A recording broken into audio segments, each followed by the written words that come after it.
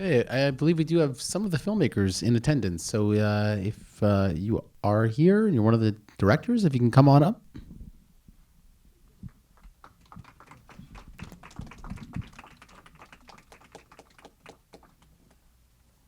All right, here we can share these mics and pass one along. Okay, let's ask each of the directors. Well, first, tell us your name and which film was yours. How's it going? My name is Jamie Cavaliers. I directed Death Save. Hi, I'm Nora, and I directed Ecstasy Behind the Forgotten. I'm Cole. I directed Distant Encounters. Hey, my name is Eric, and I directed Finding My Voice. My name is Shane. I directed To Live and Die in BK. All right. All right. Why don't we ask each of you the inspiration behind the film? You know, what got the project started? We'll begin right here. So earlier this year, I lost a friend to depression. And one of the things that kind of was left in the wake of it was a game of Dungeons and Dragons that he had really been the heart of and had really pushed for. And one of the weird things that popped into my head after he passed was, well, what do we finish the game? And we weren't exactly sure, but it felt wrong to do it without him, but it felt right to make something to conclude that experience and kind of use it as a way of working through all of our feelings of loss and grief and things like that, and make it fun. I was watching a lot of indie sexy movies, and I wanted to make my own.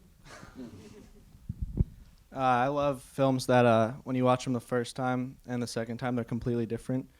And I have a background of VFX and wanted to just lean into that as much as I could. So with my documentary, Finding My Voice, it was the 25th anniversary of this theater program being in existence, created by Francis Blacklock, who's in the audience with us. So this was a gift to My Voice Theater and their 25th anniversary for me, and the love and dedication they gave to my career and my existence, honestly, because like I said in the doc, if it wasn't for My Voice, I would have been a mural on the wall. Hi. To Live and Die in BK is the culmination of a lot of difficult times in my life and my friend's life and my roommates' lives, and kind of just pulling that all together and making something good out of that, and, seeing the funny in what was a very difficult set of situations. Does anybody have any questions specifically for any of the filmmakers? Feel free to raise your hand if you have a question. All right. Let me ask each of you, in making a film, of course, it's obviously a very difficult and challenging process. What were some of the most difficult parts of the production process?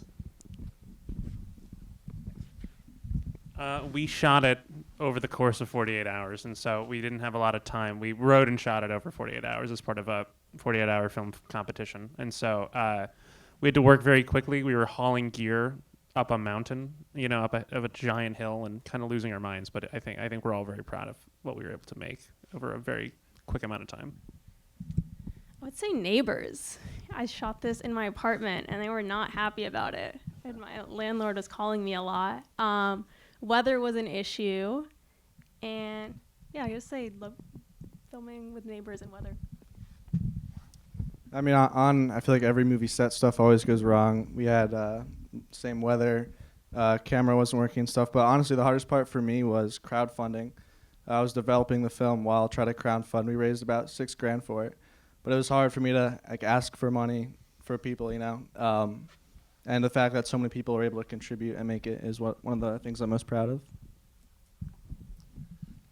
The most hardest part about this documentary was the legal side of it. I mean, the footage of Richard Simmons, ironically, was, through Getty, thank God, but I had other clips of Richard Simmons that I couldn't clear through legal. And there were other little nuances that I had to make sure that was clear through legal, and that's where a lot of the chunk of the funding came out, the legal side, even with music and avoiding anything that might impede on the documentary. Like everyone said, there's always a lot of things that can and do go wrong on a set, but I think one of the bigger challenges for me was just kind of finding it in myself. It's really hard sometimes to make stuff that's so close to you and so close to your personal experience where, you know, it's essentially you on screen and you have to be able to pull back when you need to and to see what is going to serve this film and what's going to kind of get us going. And that won't always be what you want. But, you know, that process is a really beautiful process because filmmaking is collaborative for a reason. Like, those people are there because they're essential to make it happen. And so that was hard, but we got there. Let me just ask you one last question. You know, when a filmmaker sets out to make a film, there's usually sort of one main lesson they want audiences to get after seeing their film. So what would you say is the one main lesson that you want people to walk away with after seeing your film?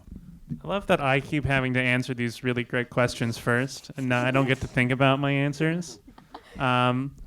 What's the main Yeah. piece of fruit? Yeah. Stalling for time.